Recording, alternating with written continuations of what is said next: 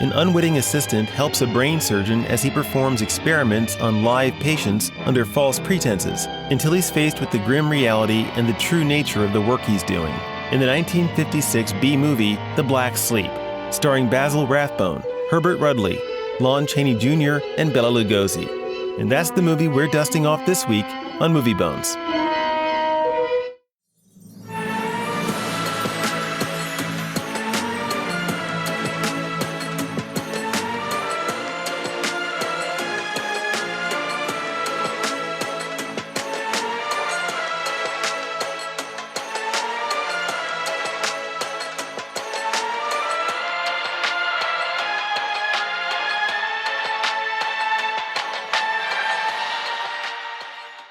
Take that in the morning before they come for you.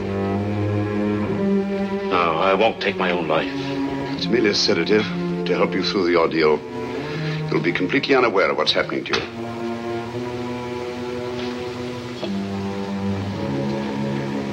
What is it?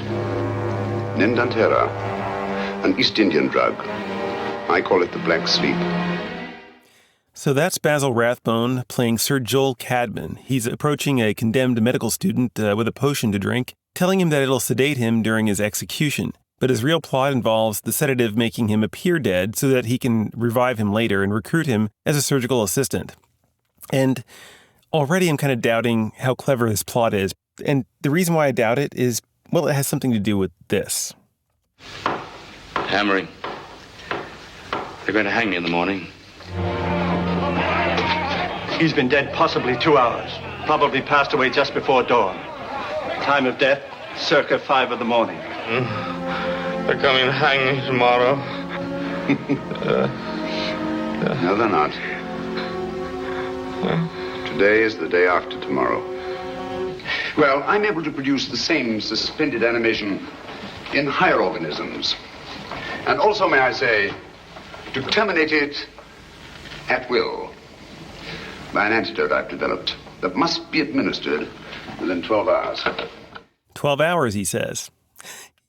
And yet, I'm adding up the hours in my brain, and it's like, there's something that's just not adding up here, and it's not the only thing. One of the things we talk about movies is that you have to set up the rules right? You just can't throw out random stuff in the script, and it's like, not at least do a second pass to make sure you didn't miss some bit of logic that the audience might pick up on, and right off the bat, they do that. And it's emotionally convoluted, too, because it's like I noticed that none of the motivations for the people that were there is like, for example, there's a few women in the movie. One of them is an assistant to Dr. Cadman. She's just kind of like, Nurse Diesel, kind of very regimented, very emotionless. And then there's another one who's there for reasons I can't understand why she lives there. You know what I'm saying? It's clear that she doesn't trust him, but she's there living there anyway. And it's like, couldn't you just come visit your dad? It's like, did you have to come live there? And the dad attacks her for reasons that are still not clear to me. Why he attacks her whenever she moves or talks or does anything. It's not clear. There are questions all over the place, and I have no answers. That's my biggest gripe with movies like this, these monster movies. They're so close to just being like Monster of the Week type films. So like, there is an actual good movie here, and it's piled underneath all of the stuff that we've already brought up. We have this plot where this doctor who, for lack of better terms, is a mad scientist in his own right. But this mad doctor, this mad scientist, he's got this controversial stuff. And like the one guy who can help him is up for a crime, some kind of crime. And he saves him from that. And the whole thing is like, the Black Sleep, all it really is just, that's it. Like it's not the biggest driving factor in this movie. I can understand why they call it the Black Sleep. Like the title of the movie is the Black Sleep. It's not really the driving force behind the movie. It's what the doctor wants to do. And what's the doctor want to do? It's the brain surgery stuff. He wants to, he's brain surgery because he's got his 33-year-old wife. Oh, goodness. She looked younger than that even to me. It's like, it could be his granddaughter. Yeah, but it's like his wife who's like in her 30s. And like, it explicitly tells you that. And it's like, I didn't know if that was needed, but okay. But, his wife has got some kind of brain injury, brain cancer, and he wants to try to fix her. That in and of itself, that's a noble thing. Okay, we get it. He's a sympathetic character. But that's about it, because by the end of the movie, what do we learn? Well, he's got other things that he's been up to, which is just wild in and of itself. And it just becomes this sort of monster chasing you around movie, and everything else is just kind of gone. In fact, I feel like our main character, and I say our main character, the eyes of our film are really just that. He's just kind of there to observe everything that's happening. Yeah. Of course, he's got lines and things like that, but he's really just there to put us in the story. He is. But the funny thing is that there's plenty for him to pick up on, even, and I'll say this, the moment he walks into the house, the doctor's house, because, well, just listen. Welcome to St. Griffith's, Doctor. My home, my retreat, my place of work.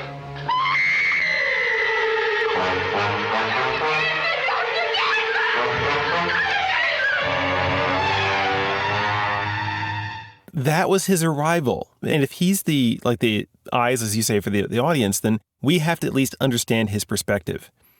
And he persists in a way that this drove me nuts. He persists in defending the doctor for way longer than the sane person would. You know what I'm saying?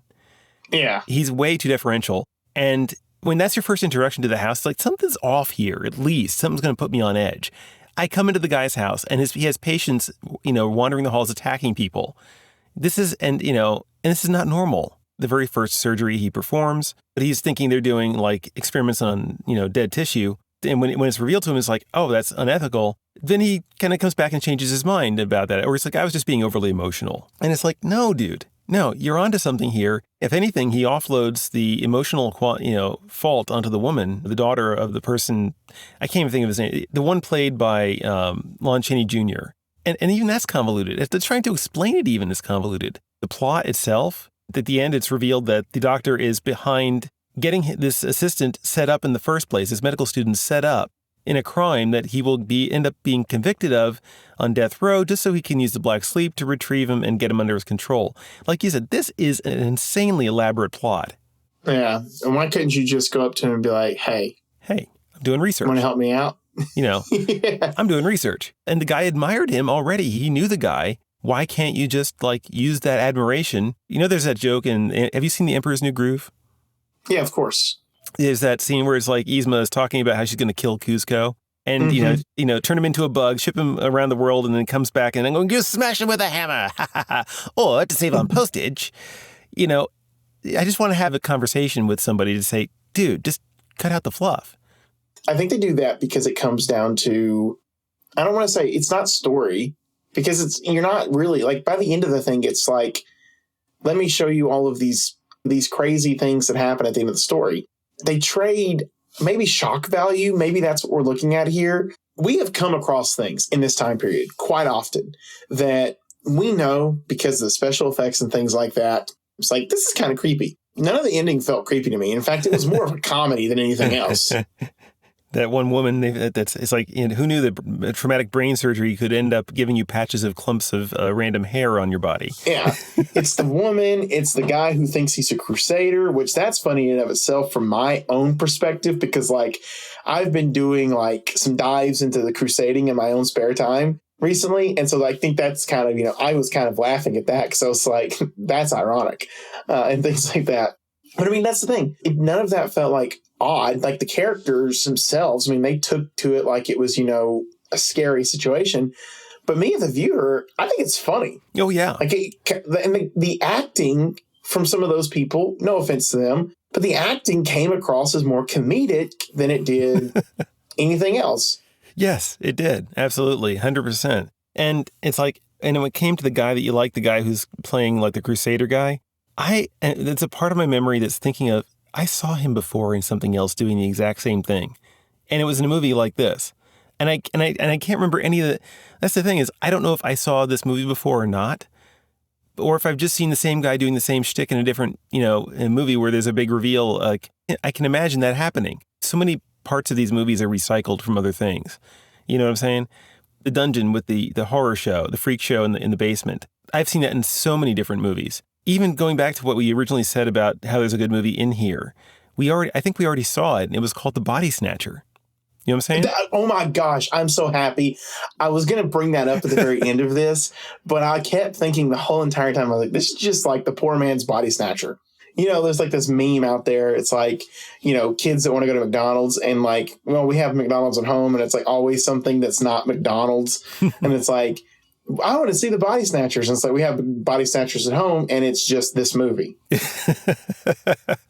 And also it had Boris Karloff, which, you know, one Boris Karloff in a good movie is worth, you know, 15 or 20 with Bela Lugosi and I can't think of it, and Lon Chaney Jr. in not doing their best. You know what I'm saying? So already you're off to a better start, but it's like... The Body Snatchers had a clear message to it. It gave you something to wrestle with, to tackle. Is what they're doing wrong? Is what they're doing right? You know, and what does it mean? And how far can one go before they lose themselves? Yeah. It doesn't feel like this in this movie, and that's an issue. But this is a type of movie that should have that same exact, like, what does it mean to go this far? And yes, you can kind of make an argument, and it's like, okay, well, you know, look at the people that they've been experimenting on. Yes, that's fair. It's a very fair thing to say. However, they just, like I said before, it just becomes a more comedic thing by the end than it does feel like, what have you done to these people? If you had told me throughout the film, like if you had introduced me to these other characters throughout the film and then like gave me backstory on them or revealed backstory on them, like closer to the end, closer to this climax, and we see like how they have changed, then we could wrestle with that question of like, what does it mean to have done what this person has done? And is it good? Is it bad? Is it destructive? Is it so immoral that this guy deserves like everything that's going to happen to him? Like, I don't wrestle with that at the end. And that's my biggest issue with this, because it just becomes like, oh, they're all monsters. And then they just run around like Scooby-Doo villains for a little bit. I can't think of anything else to add to that.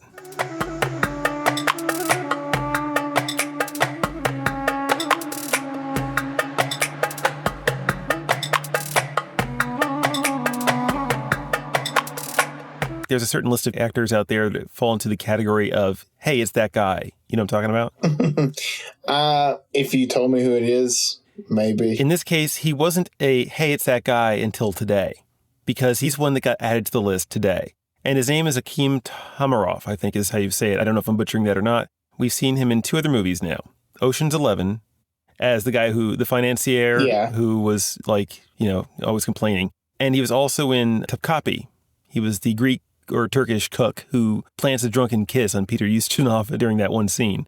Did you get a laugh out of hearing it when they finally put the hero's name together and all at once? Because I wasn't paying attention to that. It took me out of the movie. Gordon Ramsay. That's not the movie's fault. No, I cannot blame the movie for that. As much as I've been saying things about this movie, I cannot fault the movie for that. I thought it was hilarious, and it took me... He's like, is he a doctor? I guess I get Dr. Gordon Ramsay. Yeah, it's Dr. Gordon Ramsay, I guess. I don't know if he's a medical student or if he's an actual doctor yet. The movie is kind of unclear on that point. Now, Laurie, don't. Dr. Cadman's a brilliant surgeon. He's trying to help your father. He's going to operate. He already has operated. Now Dr. Cadman is planning another operation.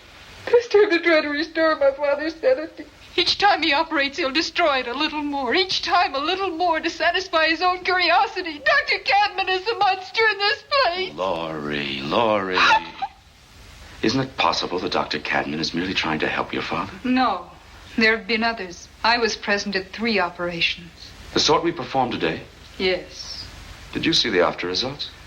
But this morning you told Dr. Cadman he was doing a monstrous thing. This morning I spoke out of emotion. I'm in no position to judge him yet. Laurie, you've been under tremendous emotional strain.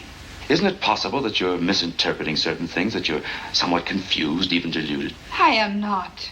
I think I just kind of like head desked at that moment. You know, the lengths he was going to dismiss whatever she had to say. It was infuriating. It's gaslighting. Yes. Yeah, but our hero, folks, I know it's the 50s. I know it's the 50s. It's like, it's not going to cause me to like go all the way to, you know, all the way to the basement, folks. There's other stuff that I liked enough about to keep it out of the basement, but it just drove me nuts. Yeah. I think that's fair. I think it's a pretty fair thing. At the end of the day, she's really there to have this sort of relationship by the end of the movie with the main character. Yeah. And that's what happens. Like, by the end of the movie, you know, as everyone's being taken away, there's just kind of the two of them left, and I think he's got his arm around her, but they're like close enough together to imply, oh, they're going to have a relationship now. Which in itself is kind of emotionally awkward because her dad, who she had this really weird, complicated relationship now that, you know, whenever he saw her, he would attack her. He's dead. But she made it clear that she loved him, wanted him to get help, but also he's dead now. But now it's time to flirt. It's all right. It's okay, you know? Yeah. It is laziness throughout. And sometimes it produces some genuine hilarity. There are some moments like the pulsating brain. That's the B-movie goodness I can still recommend about it. But then you've got the laziness that just kind of like, oh, please. Where it balances out in the end, it's like that's where it's going to come down, you know? I don't like how it ends. I'm not a fan. Like, maybe you can make fun of it if you want to, like in, you know, a riff tracks kind of thing. If you find something like that, perfectly watchable movie, because they're going to, you know, tear it to shreds, I'm sure. And Tubi has quite a few riff track movies. Yeah, I saw that. They do. So that's kind of cool. But I just don't think there's enough of this movie to warrant anything other than maybe you're watching it because you're a big Bela Lugosi fan and you just want to see all of his films. That's like the only reason. Or if you want to watch a movie like this, it's called Body Snatchers. Go watch that movie. It's a better movie. It's a darker movie. It's a movie that makes you think. So watch that movie. Don't watch this movie. This movie, it starts out that way, and then it just evolves into this hot mess. I don't care about any of the characters. In fact, you know, there's some parts of this movie that's already like flushing away from my brain. And I don't get this scathing often, but it's just how you treat the subject matter really bothered me. So I don't like this movie. I will never watch this movie ever again in my lifetime. Don't watch this movie. That's my recommendation. Well, I came up higher on the list this time, and perhaps it is my background in B-movie stuff and enjoying that kind of riff tracks-ish stuff. There's a scale here, right? I'll admit there's a scale. Sometimes these B-movies are so bad, it's like there's nothing that you can do just without, as I say, medication, like which is Mystery Science Theater or riff tracks. Some of them have enough enjoyment on their own, like Plan 9 from Outer Space, which if we ever get to do that one, and maybe we should do probably Plan 9 from Outer Space if we can find it. That's like comedy gold. That you can have fun with purely on its own. This one lands for me somewhere in the middle. It drove me nuts in places, and I've told you all about it. In the places where, for me, it's like they had enough of those special effects and the goofy guys at the end, and just kind of like the laziness that sometimes paid off in humor. Like I said, he comes into the door, and all of a sudden it's like, welcome to my home, and it's like, so that kind of stuff actually hit me in a positive way. It's a nuke the museum, or it's a fridge in the museum, museum fridge. Take one of those. Museum. Get rid of that museum. Anyway, folks, now's the time when we'd like to remind the listening audience out there that if you're watching these movies alongside us, and you should be, and hearing our reactions, please do like, subscribe, comment, and of course, follow us on your podcast purveyor of choice. Tell us what you think we got wrong. Maybe nominate some films you'd like us to see do, especially if they're available for free. In fact, only if they're available for free, because that's the way we roll here. In any case, Ryan and I thank you for sticking with us on this shared journey. And as for next week's film, Ryan, I think we didn't get to talk about it a whole lot or decide together, but I found something that might be interesting. And do you see what that is? Yes, our next film is titled Sudden Fear. It's got starring Joan Crawford and Jack Palance. Palance. Yeah. Jack Palance. This is what Tubi says about this film. Tubi says, and again, we're giving you that clarifier because sometimes things don't add up. Whenever you see Tubi says, put a little asterisk next to it, just imagine it. There's a little asterisk there, and it says, grain of salt. Okay? Yeah, Tubi says, a successful playwright comes to discover the masked motives of her new struggling actor husband for marrying her, and love isn't one of them. If you know who Jack Palance is, you know who he is. If you don't know who he is, well, here's your introduction, okay, folks? Well, that's all for us. We'll see you guys next week. Bye-bye.